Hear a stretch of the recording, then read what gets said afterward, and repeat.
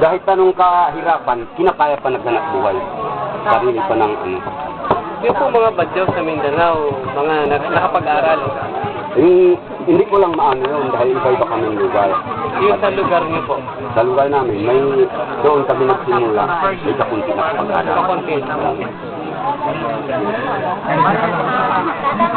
Paano po kayo paano po nagsimula? Ganyan po, naging isa po kayong bini. Paano po kaunti-unti umangat yung buhay ninyo? Ay, mga ang buhay namin dito, dahil may nagtitinda naman mga pagsul ng pil, may namamana naman, may nangangawil naman. Nangisla po. Oo, yun. Ang bahay mo lang.